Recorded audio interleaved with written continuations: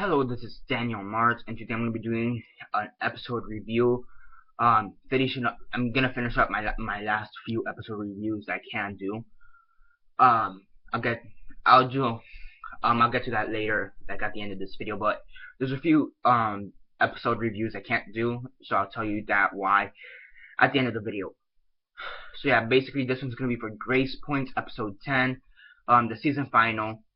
Yeah, the title is episode 10, and it's the season or series final, whichever one you call it. Season final, series final. It's a mini series. It was a 10 episode mini series. So yeah, it's done. Call it season, call it series, whatever. So yeah, I'm gonna be completely honest though. For some reason, I thought I did the video already, and then yesterday when I was putting annotations in some of my other videos, I got to episode 9.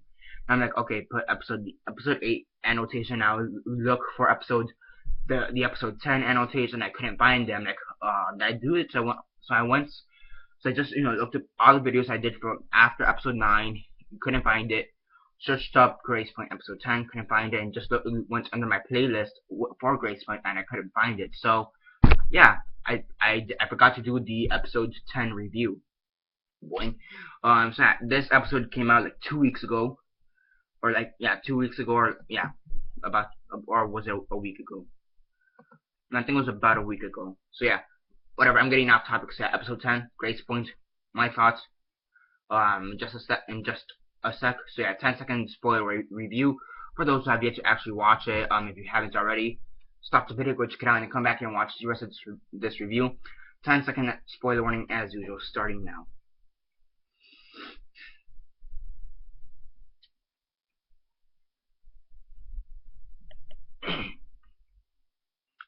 So yeah, 10 seconds are up. So for those who have yet to actually watch the episode and haven't already, please don't comment down below or be messaging me that I never gave you a fair warning, because as usual I did.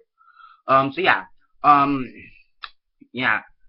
Also be aware that sometime this week I will also be doing the Gracepoint series or season review. By the way, so yeah. Basically this is the epic final conclusion of Gracepoint. Well, it's not really that epic. It's a crime drama. So yeah.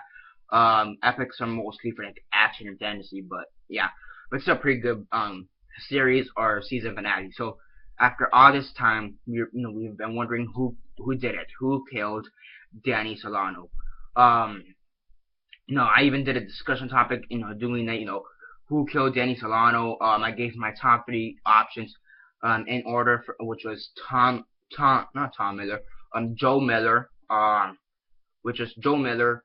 Paul Coach was the priest, and then Vince Novacek, which is the bald guy that they had in the room already, interrogation room. So who killed Danny Solano? So yeah, basically you have Detective Carver, and he's basically interrogating Joe and Tom Miller, seeing what happened, trying to wrap it up, because they think they have the guy, especially after the incident from the episode before with some random guy in the cabin. So he knows they're right there. He knows they're right there, but he doesn't want this to be another Rosewood situation where they're right there and then they lose the killer. So he knows that they're right there, and all of a sudden this killer starts using Danny's missing phone. They have the phone tracked somehow, and now this killer has managed to use the phone. So who killed Danny Solano? Okay, drum roll. Joe Miller. Yeah, Joe Miller theoretically killed Danny Solano, and I said theoretically because he did, and at the same time he didn't. It's very clever how they did it. Okay, so now Gracepoint is based on a BBC show called Broadwitch or something like that, or Broadwatch, or was it Broadchurch, whatever. And in their version, Joe Miller did commit the murder. Only thing is that he was a solo. He was one person. He didn't have any accomplices. He didn't have anyone. But this is a whole different case. He had an accomplice. He had someone else helped him kill Danny Solano. So this is how he explains the incident. Danny Solano came up to him one day, looking for Tom, which is his son. Um, Tom wasn't there, so they just started talking until Tom came home, and they started bonding. And for like the next 3 months, they bonded. And then the fateful night, um, you know, Joe and Danny, they decided to go meet up at the cabin, um, just to talk, I guess, in a sense, just to talk. Um, Joel gets really handsy. He's basically trying to rape Danny Solano, which is pretty dark. I mean, he touches him in the leg and just doing like this, just around here and touching his lips, which is really weird. I mean, it's weird enough that I feel weird when I touch my own lips for some reason. So it's just even weirder when someone else touches my lips. I mean, just imagine a dentist. Yeah. I mean, just with their hands. I mean, yeah. I mean, I've never been kissed, so I really don't know, to be completely honest. But yeah. Um. Yeah. Okay. But I completely lost my point. So he tried to, in a sense, rape Danny, but after Danny said no several times, he understood. He backed off, which I guess is pretty respectable for a rapist. Not many rapists back the fuck off. But Danny runs to the edge of a cliff and says that he's gonna commit suicide, that he's gonna jump, that he needs to go to jail. He doesn't care that he needs to go to jail. He doesn't care. Um, and in Joe's perspective, in rage, he grabs Danny Solano and bangs his head on a rock. And then, because he didn't want to be pointed as a killer, he cleans the house really well, gets the body and puts it on the boat that Owen claimed was missing. Puts Danny Solano on the boat and leaves him on the edge of the cliff where he was found with his skateboard. Thing is that Susan Wright took his skateboard because she knew that Vince took it. So yeah. The boat belonged to Owen, which he later burned, like in episode 2 or 3. And yeah, it all comes full circle. Yeah, there's a good twist. Technically, Joe Miller did not kill Danny Solano. It's a complete good twist. Basically, if you guys remember from the first episode or second episode, which I didn't remember, and it's good that they had a flashback of it. That there's 6 foot.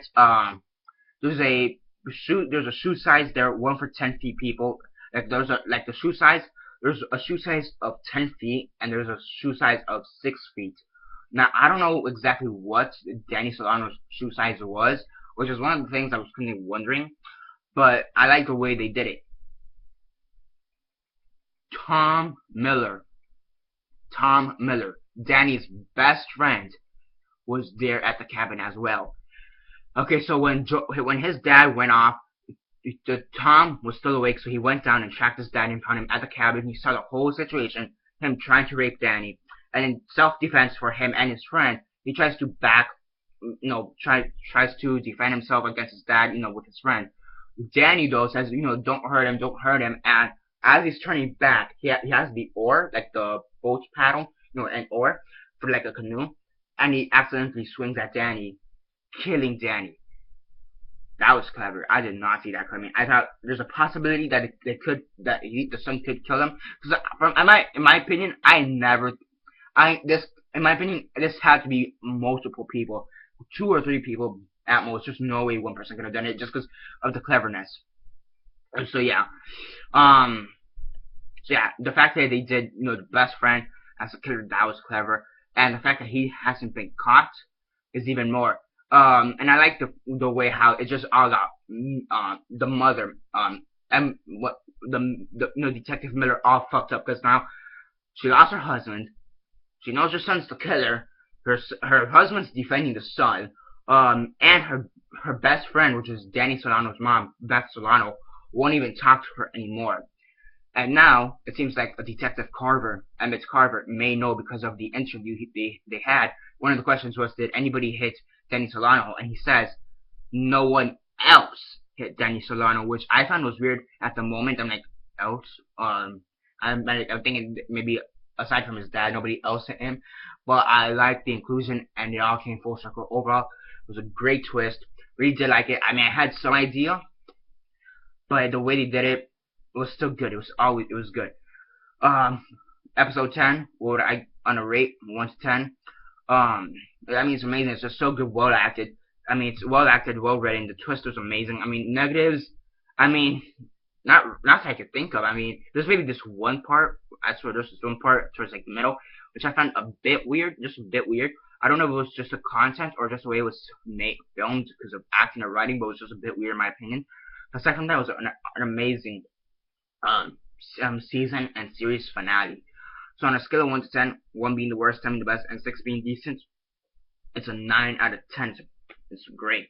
Just that one weird scene, I don't know what was, and also thing is, that one scene was a bit too long as well. Which I do think they could cut it, and it was just weird. I don't know if it was the content in the scene or just the way it was written and or acted, but it was just a bit weird. So yeah, 9 out of 10 is a pretty good season finale. Series finale is it's not good. It's a great series and season finale. So yeah, that's basically it for Gracepoint's episode 10 review. I am gonna be doing a review for the whole series or season, whatever. Gracepoint series, season, whatever, and that's basically it for now. Subscribe if you're not subscribed. I do movie reviews, TV show reviews, and comic book reviews. Comment down below your thoughts on episode 10 of Gracepoint. Did you think that Tom and Joel Miller will be the killers? What are your thoughts on that? Comment on that down below. Let me know. Like the video, share on Facebook, Twitter, MySpace, or whatever you guys prefer. That's basically it for now. This is Daniel Mart signing off.